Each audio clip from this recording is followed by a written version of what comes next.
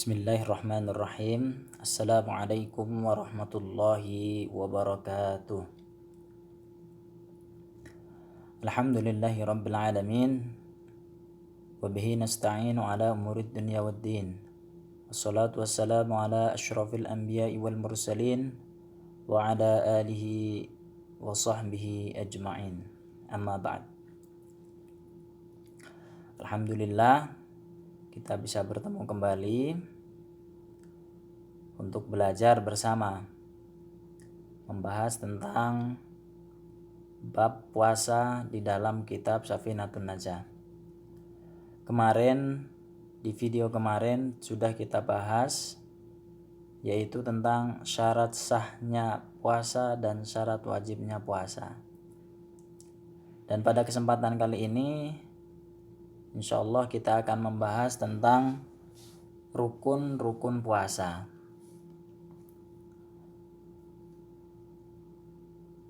Rukun puasa di sini ada 3. Yang pertama, niat setiap malam hari untuk puasa yang wajib, yaitu puasa Ramadan, puasa nazar, kafaroh, dan qadha. Yang kedua, meninggalkan semua yang membatalkan puasa dalam keadaan ingat, bisa memilih, tidak bodoh, artinya sudah tahu ilmunya, dan bukan yang memiliki uzur.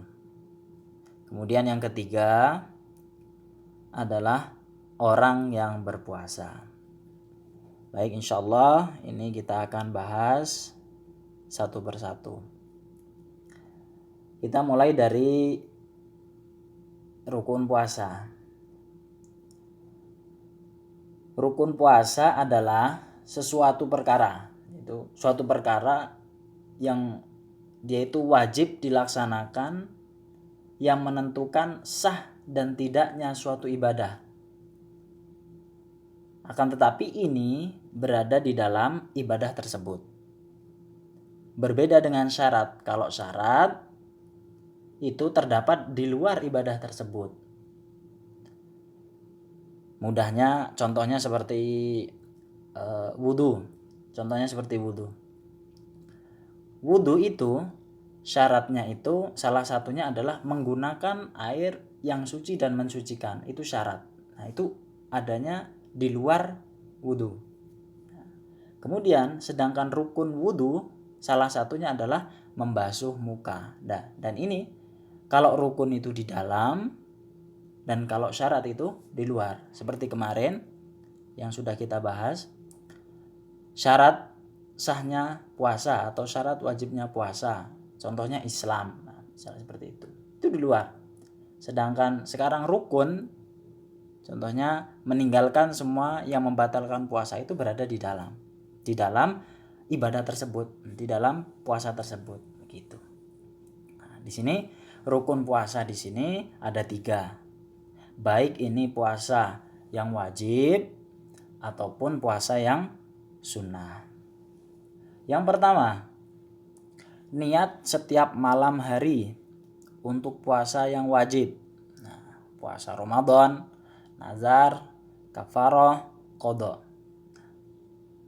Di sini atau di mazhab Syafi'i ini, niat tidak bisa ditinggalkan dan tidak cukup sekali dalam 1 bulan.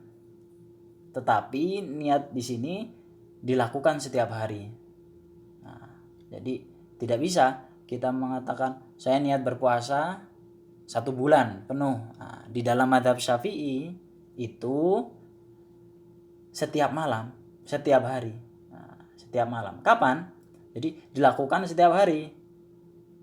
Dari terbenamnya matahari, ya kan, hingga menjelang fajar subuh. Nah, itu waktunya. Jadi setiap hari. Nah, kemudian niat itu tempatnya di hati. Di hati. Jadi di hati kita berniat di dalam hati. Terus bagaimana jika dilafatkan? Nah, kalau di mazhab Syafi'i ini dilafatkan dengan lisan. Biasanya kan dilafatkan dengan lisan itu di Indonesia ya kan, dilafatkan dengan lisan, nawaitu soma ghadin. Nah, seperti itu termasuk mustahab atau disukai atau sunnah ya kan. Karena apa? Karena untuk membantu menghadirkan niat. Dengan kita melafatkan lafaz tersebut, niat tersebut, nah itu menghadirkan niat di dalam hati, seperti itu. Kemudian, apakah niat itu harus dengan lafaz seperti itu? Ada ulama yang mengatakan seperti ini. Seandainya sahur untuk puasa esok hari, misalnya dia sahur malamnya, ya kan, dengan niatan untuk besok hari puasa, atau dia minum, ya kan, agar tidak haus besok. Nah, atau dia menahan diri untuk tidak minum, tidak makan, tidak jima karena takut sudah masuk fajar. Nah, ini juga dikatakan sebagai niat walaupun tidak dilafatkan. Jadi dengan perbuatan ini juga sudah termasuk niat. Begitu. Itu yang ini seperti itu. Kemudian jika lupa bagaimana? Jika lupa, tidak niat, ya kan? Tidak niat puasa, tertidur hingga pagi hari, belum niat puasa. Nah, ini nanti insya Allah ada pembahasan tersendiri. Insya Allah di bab selanjutnya. Nah, ini lafadz ini niat seperti ini di malam hari, ya kan? Ini untuk puasa yang wajib. Sedangkan untuk puasa yang sunnah boleh niat di pagi hari, ya kan, misalnya nggak ada makanan, ya kan, saya puasa aja lah seperti itu. Nah, itu boleh. Nah, ini di pagi hari hingga sebelum tergelincirnya matahari, sebelum zuhur. Nah, niatnya di situ antara pagi sampai zuhur.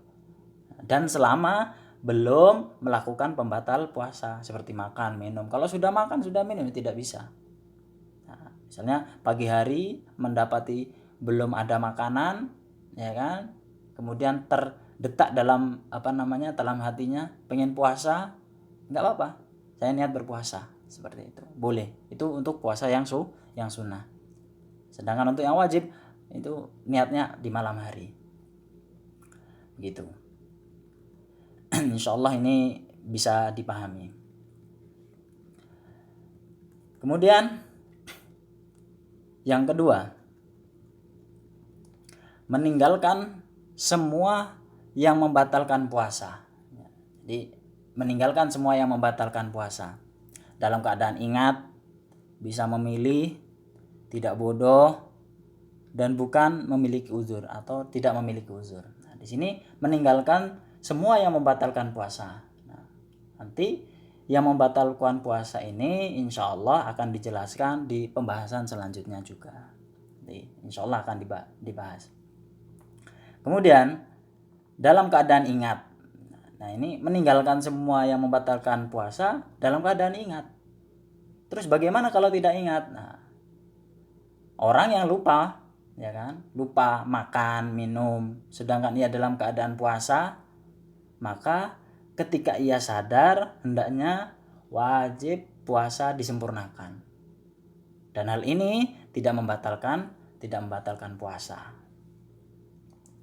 Kemudian bisa memilih. Bisa memilih artinya di sini tidak dipaksa. Jadi jika ada orang dipaksa untuk berbuka puasa di siang hari, maka wajib baginya untuk melanjutkan puasanya, sisanya dilanjutkan, dan puasanya tetap sah karena dia dipaksa untuk berbuka puasa, gitu. Kemudian tidak bodoh, nah tidak jahil, nah, harus tahu ilmunya, ya kan. Berarti kalau jahil bagaimana? Jika ada orang yang jahil atau bodoh yang tidak tahu ilmunya, lalu dia buka puasa siang hari, kemudian ada orang yang memberitahu, maka wajib melanjutkan puasanya dan puasanya tetap sah. Nah, ini tetapi perlu digarisbawahi, ini orang jahil di sini yang dimaksudkan adalah yang dimaafkan, yang dimaafu. Ini yang di sini yang disebut adalah seperti contohnya orang yang baru masuk Islam, mu'alaf itu yang belum masuk Islam, dia belum tahu ilmunya, ya kan? Atau orang yang berada di pedalaman, yang jauh, yang tidak ada ulama misalnya. Tapi untuk sekarang ini ulama banyak, media sosial banyak, ya kan? Insya Allah kita tahu semuanya. Nah, maka tidak ada alasan ketika kita ada HP, ada televisi, ada buku tidak dibaca. Nah, itu maka tidak ada alasan. Maka tidak termasuk yang jahil. Kemudian dan bukan memiliki uzur. Nah, jadi tidak memiliki uzur. Kalau memiliki uzur, nah, jika ada orang yang tidak ada uzur misalnya. Kalau ada uzur ya seperti kemarin, ya kan? Ada uzur misalnya safar ya atau sakit. Nah, itu ada uzur. Akan tetapi jika tidak ada uzur bagaimana? Nah, ini. Jika ada orang yang tidak ada uzur, ya kan? Tapi sudah memenuhi kriteria puasa seperti kemarin yang kita sampaikan. Sudah Islam, balik, akil, seperti itu misalnya, mampu, ya kan? Tidak haid, tidak nifas, tidak wiladah. Lalu membatalkan puasa. Nah, ini dosa dan wajib qadha. Dosa dan wajib qadha, seperti itu. Nah, bisa dipahami insyaallah ini. Kemudian yang terakhir adalah orang yang berpuasa itu sendiri. Jadi rukun puasa di sini menyebutkan orang yang berpuasa. Kenapa orang yang berpuasa ini masuk ke dalam rukun puasa? Karena orang yang berpuasa itu pelakunya tidak terlihat, tidak kelihatan gitu. Tidak seperti orang sholat. Kalau sholat pelakunya kelihatan, yaitu mengerjakan gerakan-gerakan sholat. Sedangkan puasa tidak. Yang tahu ya hanya dirinya dan Allah Subhanahu wa taala. Nah, itu. Maka orang yang berpuasa ini masuk ke dalam rukun puasa. Seperti halnya pembeli. Pembeli itu masuk kepada rukun, ya kan? Kecuali dia diumumkan ini sebagai pembeli. Nah, itu baru. Nih. Insyaallah ini mudah dan bisa dipahami ya, rukun-rukun puasa, baik itu puasa wajib maupun puasa sunnah, yaitu niat di malam hari untuk puasa yang wajib ini, ya kan? Untuk puasa yang sunnah boleh di pagi hari hingga zawal atau tergelincirnya matahari atau waktu hingga mau masuk waktu zuhur. Kemudian yang kedua, meninggalkan semua yang membatalkan puasa dalam keadaan ingat, tidak lupa, ya kan? Bisa memilih, tidak dipaksa, tidak bodoh, ya kan? Sudah tahu ilmunya dan bukan yang memiliki uzur. Yang ketiga adalah orang yang berpuasa. Mungkin cukup sampai di sini. Wallahu taala a'lam wa sallallahu ala nabiyyina Muhammad. Wassalamualaikum warahmatullahi wabarakatuh.